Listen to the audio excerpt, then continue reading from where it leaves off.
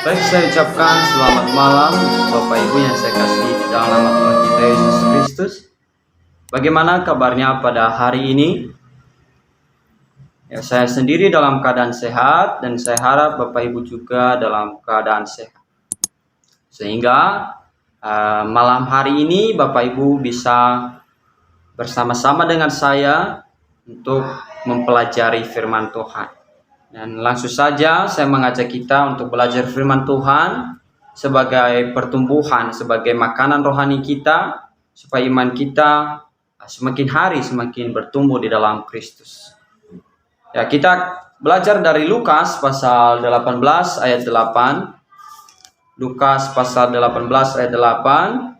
Di sini dikatakan, "Aku berkata kepadamu, Ia akan segera membenarkan mereka. Akan tetapi jika Anak Manusia itu datang, adakah Ia mendapati iman di bumi?" Nah, kalau kita melihat konteks dari ayat ini, dari pasal 18 ayat 8 ini, di sini Yesus Kristus sedang menyampaikan perumpamaan tentang seorang hakim yang salah sebenarnya, seorang hakim yang tidak benar, yang tidak adil, di mana ia membela yang salah. Sedangkan ini kontras dengan Allah yang adalah hakim yang benar. Setiap ia bertindak itu pasti adil karena dia adalah Allah. Bapak Ibu yang saya kasih di dalam Tuhan kita Yesus Kristus, di sini diajarkan bahwa Allah akan membenarkan orang-orang pilihannya, akan membenarkan mereka yang benar dan menghukum mereka yang berbuat kejahatan. Ini adalah keadilan Allah. Tetapi pada malam hari ini di sini dikatakan bahwa aku berkata kepadamu, Ia akan segera membenarkan mereka. Akan tetapi jika Anak Manusia itu datang, adakah Ia mendapati iman di bumi? Nah, Bapak Ibu yang saya kasih di dalam nama Tuhan kita Yesus Kristus, inilah yang akan menjadi topik kita pada malam hari ini yang kita renungkan, yaitu ketika Tuhan datang, adakah Ia mendapati iman di bumi? Seolah-olah ayat ini bertentangan dengan kenyataan dari apa yang kita lihat pada saat ini. Mengapa? Karena kita melihat bahwa semua orang itu punya iman. Orang Muslim punya iman, orang Kristen punya iman, orang Buddha punya iman, orang Hindu punya iman, bahkan orang ateis pun punya iman. Imannya apa? Yaitu tidak percaya adanya Allah. Jadi iman itu apa? Iman itu adalah kepercayaan. Nah, semua orang punya iman. Mengapa di ayat ini dikatakan adakah ia mendapati iman di bumi? Seolah-olah ada tempat atau ada pribadi yang tidak memiliki iman. Sedangkan yang kita lihat semua orang punya iman. Nah, Bapak Ibu yang terkasih Tuhan, betul bahwa semua orang punya iman. Tetapi iman yang dimaksud di ayat ini adalah iman kepada Yesus Kristus. Iman kepada Yesus Kristus. Nah, saudara yang terkasih sama Tuhan, hal utama yang Tuhan cari ketika Ia datang ke dunia ini, itu bukan perbuatan kita. Bukan kebaikan kita yang Tuhan cari. Tidak ada gunanya orang baik jika ia tidak punya iman kepada Yesus Kristus. Mengapa? Karena dia adalah orang berdosa. Dia akan dihukum mati nanti di neraka.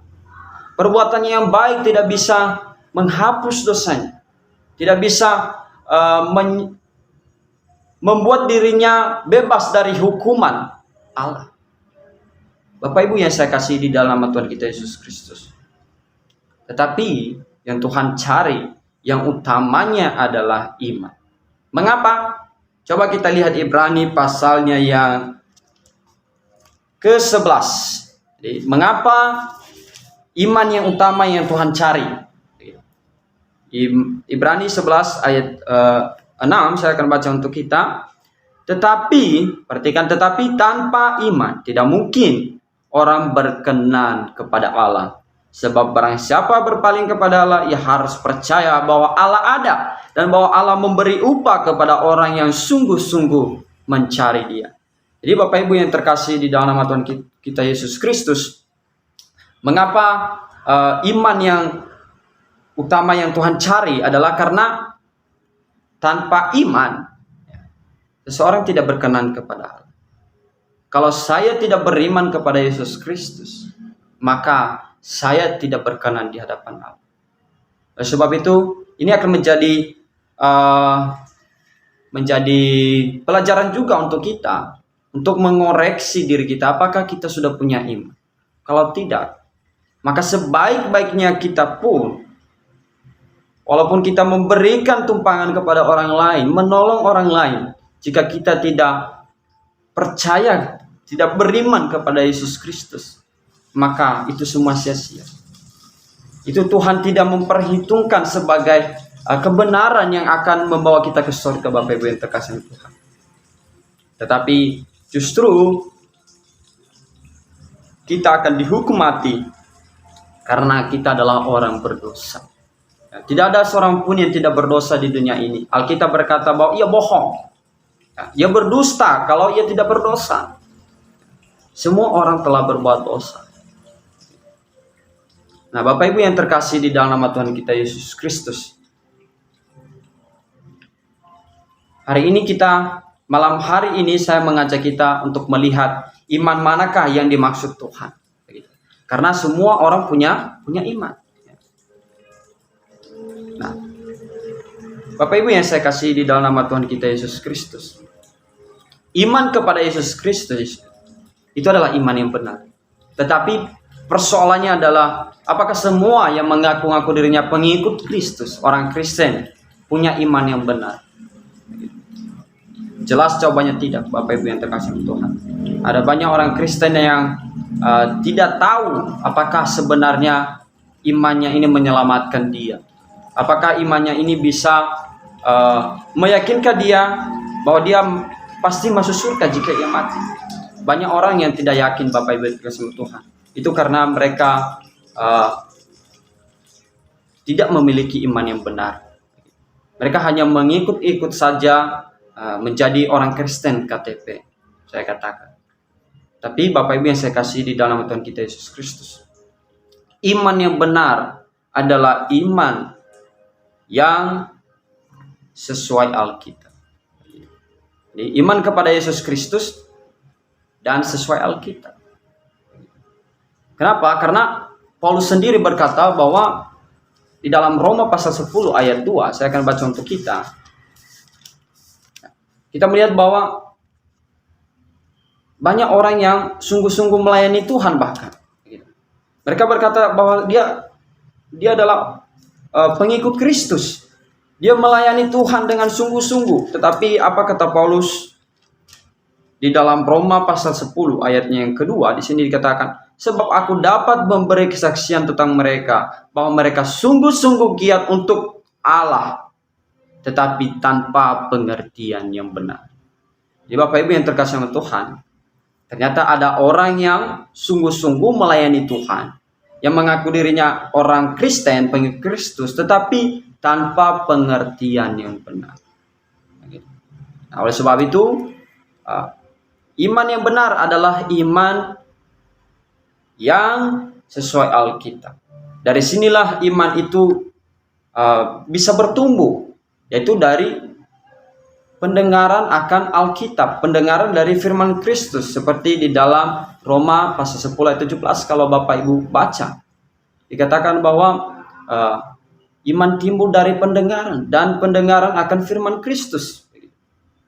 Jadi Bapak Ibu yang terkasih di dalam nama Tuhan kita Yesus Kristus, untuk mengoreksi atau untuk melihat bahwa apakah saya punya iman yang benar, itu kita lihat di dalam Alkitab. Apakah kita beriman dengan benar, atau kita malah beriman untuk menentang begitu?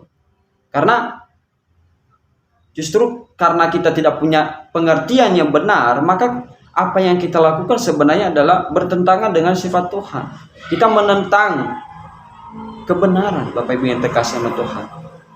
Dan ingat bahwa tanpa iman, tidak ada orang yang berkenan di hadapan Allah. Nah, mungkin akan menjadi pertanyaan atau persoalan bagi kita, mengapa Tuhan menuntut setiap manusia untuk beriman?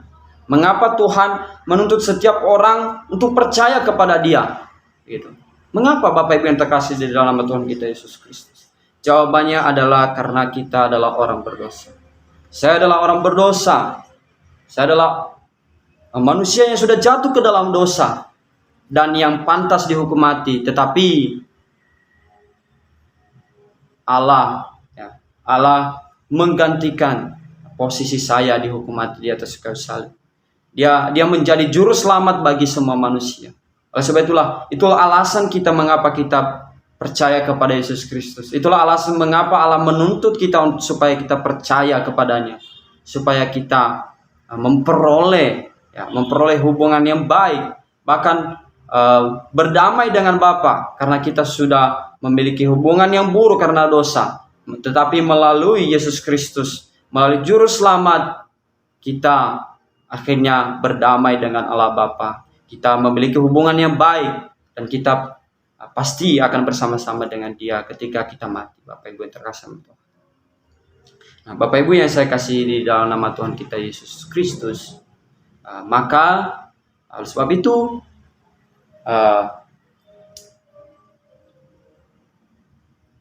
marilah kita mengoreksi. Marilah kita mengoreksi apakah kita apakah kita memiliki iman yang benar. Jangan sampai Bapak Ibu giat melayani Tuhan tetapi tanpa pengertian yang benar. Karena ketika kita memiliki pengertian yang salah, maka itu akan menghasilkan iman yang salah juga. Jadi itu harus hati-hati Bapak Ibu yang terkasih Tuhan. Mari kita terus belajar firman Tuhan supaya iman kita bisa bertumbuh. Kita mengenal iman yang benar, yang Tuhan mau, yang Tuhan kenang, Bapak Ibu yang terkasih Tuhan. Jadi Bapak Ibu yang terkasih Tuhan, kita adalah orang berdosa yang pantas dihukum mati. Manusia tidak perlu mencari Tuhan, mencari Allah, mencari juru selamat kalau ia tidak berdosa. Tetapi Alkitab berkata bahwa semua orang berdosa. Maka perlu bagi manusia untuk mencari juru selamat, mencari seorang penolong, mencari solusi bagaimana supaya ia bisa bebas dari hukuman Allah. Tetapi hanya satu cara Bapak Ibu yang terkasih Tuhan, hanya satu solusi, yaitu percaya kepada juru selamat, beriman kepadanya bahwa Dia adalah yang menggantikan saya dihukum mati karena dosa saya. Maka itu adalah iman yang benar. Dan itu adalah iman yang Tuhan cari, Bapak Ibu yang terkasih. Tetapi kalau kita tidak beriman kepada Yesus Kristus, maka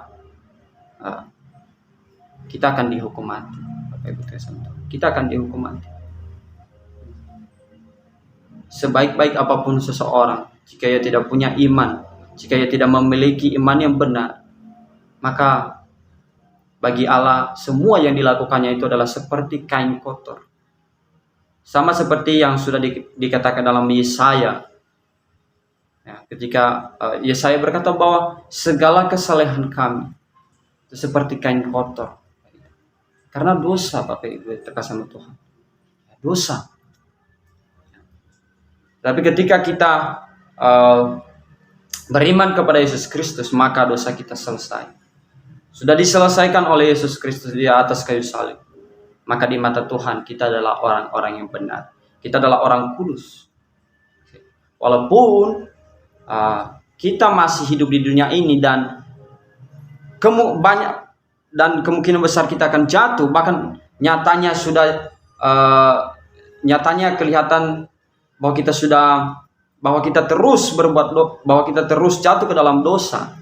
Kita jatuh ke dalam dosa memang, walaupun kita adalah orang-orang kudus, itu bukan berarti kita tidak berdosa. Tetapi yang perlu kita ingat bahwa Allah sudah menanggung dosa kita. Sudah menanggung dosa kita, dan bukan hanya dosa hari ini atau dosa yang saya ingat saja dan saya mengakuinya di hadapan Tuhan, bukan begitu. Ketika kita percaya sungguh-sungguh kepada Tuhan, dosa kita diselesaikan dari dulu, sekarang, dan yang akan datang. Tuhan tanggung di atas kayu salib. Sebagai tugas kita yang beriman dan yang hidup di dunia ini menantikan kedatangan Kristus, marilah kita menghidupi atau menggantikan Kristus hidup di dunia ini. Jadi kita akan memberi kesaksian yang baik, dan dari kesaksian kita inilah orang-orang akan mengenal Tuhan. Dan itu adalah perintah Tuhan memang. Jadi Bapak Ibu yang saya kasih di dalam nama Tuhan kita Yesus Kristus, dalam Lukas pasal 18 ayat 8 tadi, itu adalah berbicara iman yang benar, dan itulah yang Tuhan cari, itulah yang utama yang Tuhan lihat ketika Ia datang ke dunia ini. Dan Bapak Ibu sendiri akan mengoreksi. Mari kita mengoreksi diri kita, apakah kita sudah punya iman yang benar, atau kita hanya menjadi orang Kristen yang mengikut-ikut, orang Kristen ikut-ikutan. Mari kita koreksi, apakah iman kita benar, apakah sesuai Alkitab, terkesan Tuhan. Jangan sampai kita melayani Tuhan, tetapi di mata Tuhan kita bukan melayani, tetapi justru menentang Tuhan. Dan ada banyak yang seperti itu, Bapak Ibu yang terkesan Tuhan. Ada banyak perintah di dalam Alkitab yang dilanggar oleh agama-agama tertentu,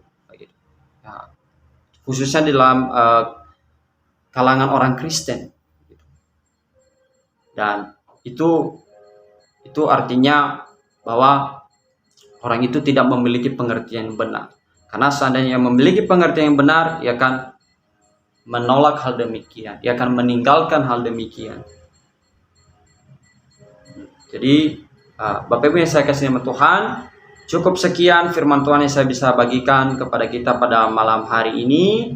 Kiranya firman Tuhan yang kita dengar ini bisa kita ingat-ingat selalu, dan ini akan menjadi penuntun bagi kita, di mana kita sebagai orang Kristen, sebagai orang yang sudah lahir baru, yang percaya kepada Juru Selamat, memberikan kesaksian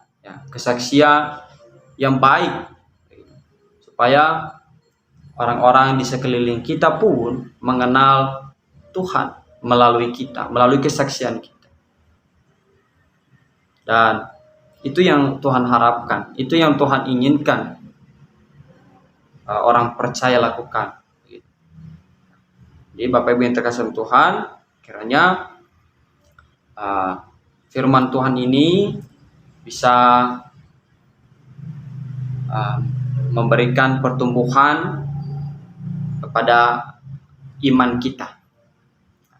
Cukup sekian, saya ucapkan selamat malam Maranatha.